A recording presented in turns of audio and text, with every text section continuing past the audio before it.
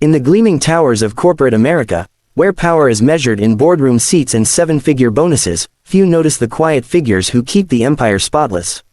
Kesha Washington was one of them, a 42-year-old black woman pushing a cleaning cart through the opulent halls of Brooks Pharmaceutical. But Kesha wasn't always a cleaning lady. For 15 years, she had been a registered nurse, saving lives in the ER with steady hands and sharper instincts. That all changed in a heartbeat, thanks to a scandal that wasn't her fault, a fabricated lie born from her refusal to stay silent about the unequal treatment of black patients.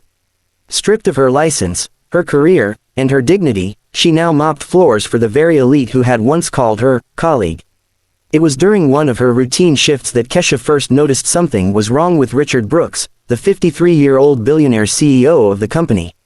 Richard was a titan, ruthless, brilliant, and utterly convinced of his own invincibility. That morning, as Kesha dusted the executive conference room during a video call, she caught glimpses of him on the massive screen, his face flushed, veins bulging at his temples, hands trembling as he gripped his coffee mug. His blood pressure was skyrocketing. Kesha could tell from the way his eyes darted, unfocused, and his speech slurred just enough to make her heart race.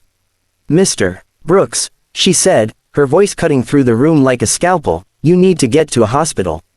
Now, your symptoms, high blood pressure, the shaking, the confusion, they're not stress. This could be a stroke or worse." The executives froze. Richard's eyes narrowed, his face twisting into a sneer. "Who the hell are you?" "Oh, right, the cleaning lady. Mind your mop and stay out of my boardroom." Laughter rippled through the suits, polite, cutting, dismissive. Kesha held her ground, but they waved her off like a fly.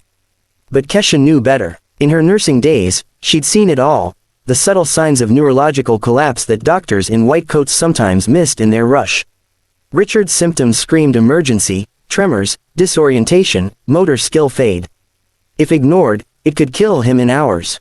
Undeterred, she started documenting every glitch, every slip, the way his pen faltered mid-signature, the repeated questions in meetings, the dilated pupils staring into nothing.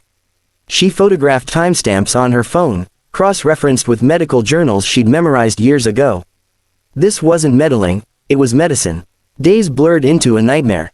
Richard's decline accelerated. In a high-stakes merger call, he confused his CFO's name with a dead rival's, his words tumbling like loose gravel. "James, no, wait, Tom.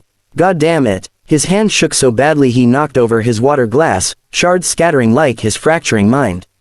The board murmured concern, but Richard erupted, "I'm fine. This is nothing, a bad migraine. We're signing the deal." Kesha, wiping up the spill in the corner, bit her tongue. She knew the truth. Increased intracranial pressure, maybe a tumor pressing on his brain, or an aneurysm ticking like a bomb. That night, alone in her tiny apartment, Kesha dug deeper. A quick search revealed Richard's picture-perfect life: a trophy wife, Margaret, who was a trained nurse herself, 2 Ivy League kids, a mansion in the Hamptons. But beneath the gloss, cracks. Whispers of Richard's temper, in old articles, hints of untreated stress. Kesha couldn't let it go. She typed an anonymous letter, pages of precise observations, symptom timelines, potential diagnoses, brain tumor, multiple sclerosis, or worse, a bleed. She addressed it to Margaret, sealing it with a prayer. Fate intervened the next day at a community health fair. Kesha met Drive. Patricia Williams, a retired black neurologist with a no-nonsense glare and decades of fighting the same biases that had derailed Kesha's career. Over coffee, Kesha poured out the story. Patricia's eyes lit up. "Child, that's not just symptoms, that's a death sentence if ignored. Let me help." Together, they refined the report, 47 pages of evidence, from slurred audio clips to progression charts. Patricia even called Margaret anonymously, her voice steady, "Your husband's dying in slow motion. Get him scanned before it's too late." Margaret had seen the changes too, the forgotten anniversaries, the trembling handwriting on checks, the way Richard zoned out mid-conversation. The letter hit like lightning. She didn't confront him. Richard's ego would shatter the marriage. Instead, she played chess, rallied the board for an emergency succession planning meeting, framing it as prudence, not panic. The family physician was looped in, disguised as a wellness consultant. The morning of the meeting, the air in the boardroom crackled. Richard arrived late, sweating through his Armani suit, his left arm dragging like dead weight. Kesha was there, as always, polishing the mahogany table, her ears tuned to every word. Midway through, Richard's face slackened. We need to discuss the merger. No, wait, the Q Quarterly. His words dissolved into a slur, his body twitching as he gripped the table. Chaos erupted. Margaret hit the emergency button. Ambulance, now. In the frenzy, Kesha slipped away and called Margaret. It's me, the letter. I'm Kesha Washington, RN. I sent the full report to the directors 3 days ago. They laughed it off, called it paranoid ramblings from the help. But he's crashing. Tell them to check their inboxes. The hospital was a blur of beeps and barked orders. Dr. Chen, a no-frills neurosurgeon, scanned Richard's brain and delivered the verdict: a slow bleeding aneurysm, walnut-sized, pressing on his motor cortex. Another hour, and it ruptures. He's lucky, someone saw the signs.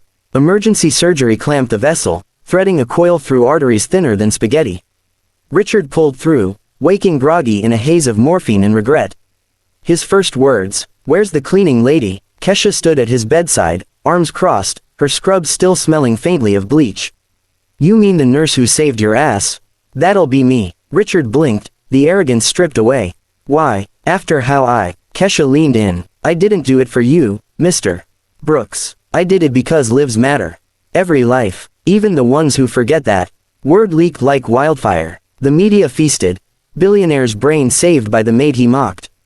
The report resurfaced, ignored emails from directors like James Morrison, fire the janitor stirring drama, and Sandra Phillips diversity hire hallucinating. Brooks Pharmaceuticals stock cratered $300 million overnight. Protests swelled outside HQ, chants of "Justice for Kesha" echoing through the streets. Richard stepped down as CEO temporarily, vowing reforms, mandatory bias training, equitable hiring, a $50 million fund for minority medical scholarships. Kesha, she turned down the 7-figure severance, the talk show circuits, the book deals. "I don't need their pity money," she told Patricia over Soul Food. "I need my life back." The Surgeon General called personally. The National Heroism Award, her worn uniform now enshrined in the National Museum of African American History and Culture. At the ceremony, Richard wheeled in, still recovering, but humbled, dropping an anonymous $10 million to launch the Kesha Washington Institute for Preventive Medicine. Classrooms for underserved communities, training the next generation of healers who look like her. Months later, Richard found her at a clinic she'd founded in the city's forgotten corner, 3 bustling hospitals now, churning out doctors who listen. "I was wrong," he said, voice cracking. "About you, about everything." Kesha smiled, handing him a brochure. "Prove it, fund the next one. In the end, revenge isn't in the fall of empires, it's in rising above them." Kesha Washington proved that competence doesn't care about color, class, or corner offices. It just saves lives, and sometimes, it changes them forever.